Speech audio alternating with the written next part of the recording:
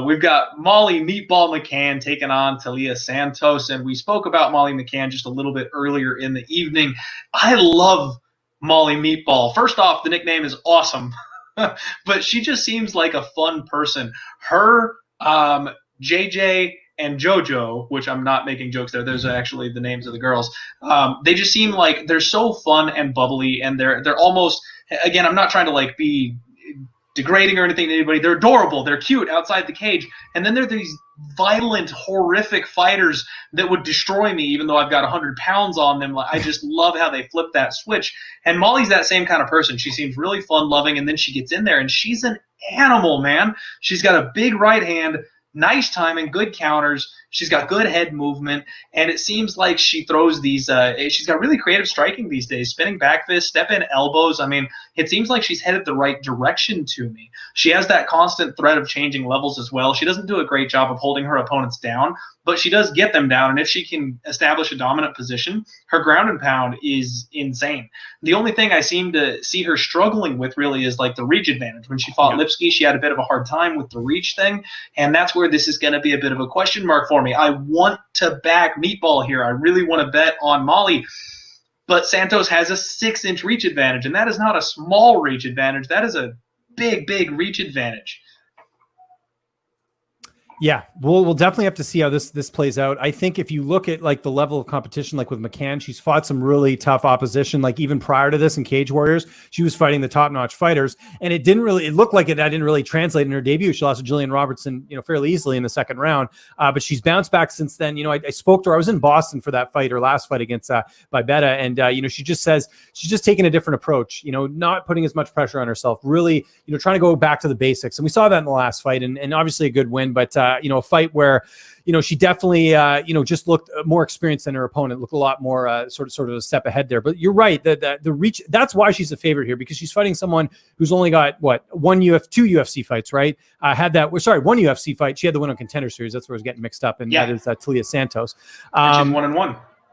Yeah, this is another one I have a really tough read on. I'd almost say that kind of like we talked about before, I think the value here is actually on McCann, just because, again, she's been a little bit more experienced as far as what she's done in terms of her body of work, but that reach advantage, you're right. I mean, here's the thing. There's certain fighters that use their reach advantage well, and they're able to capitalize on it, and it frustrates their opponents. Like Dan Hooker's a good example, right? Like when he fought Iaquinta, he really was able to just utilize that and really frustrate Iaquinta here. But some fighters don't. Look at Kendall Grove. There's a good example. Very lanky middleweight, never could use his reach very well. Guys would find their way on the inside and knock him out or whatever, right? So that's sort of the question in this fight. Can Santos use her height and reach in this instance? I think she probably can, but I do think if Molly McCann gets the plus money, I might throw a little sprinkle on there just because she's a game opponent.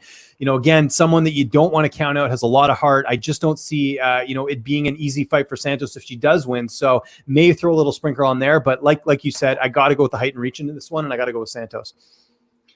Okay.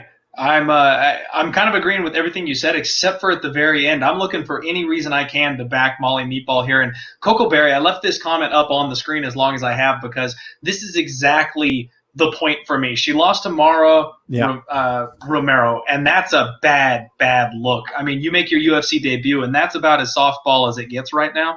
She is 1-4 in her last 5, I want to say, and her only win came by split decision, which I actually think was close and hairy and probably should have gone the other way. So if you're losing to that, there's a very good chance you're just not going to be UFC caliber. Now, granted, she is young.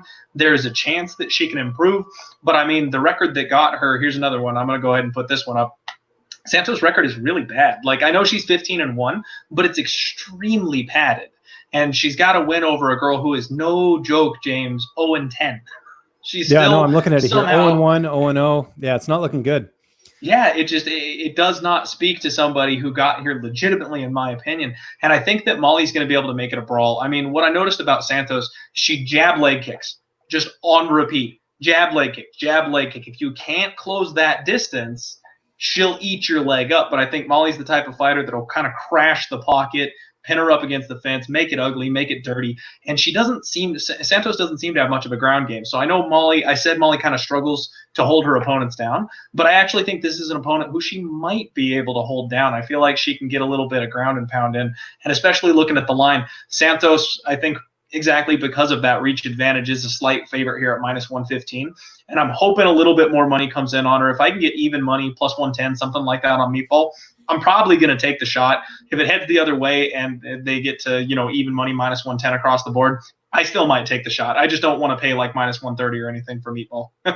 No, fair enough. No, absolutely. And you bring up a great point about the level of competition. I didn't even actually see that. I just remember her from Contender Series and she had that good win, but level of competition is no joke. I mean, we've seen this, I don't know how many times. It's like you mentioned the Torres fight. There's a good example where Torres was losing, but against like the top-notch fighters. That stuff does play a role into things, right? You got to look at that. And so, for me, it's something you can't ignore there. And yeah, McCann gets the plus money absolutely better. I think it's worth it. Absolutely. And that's, like I said, man, that's that angle. That's the angle we talked about a little bit earlier that I've been looking extremely hard to get to.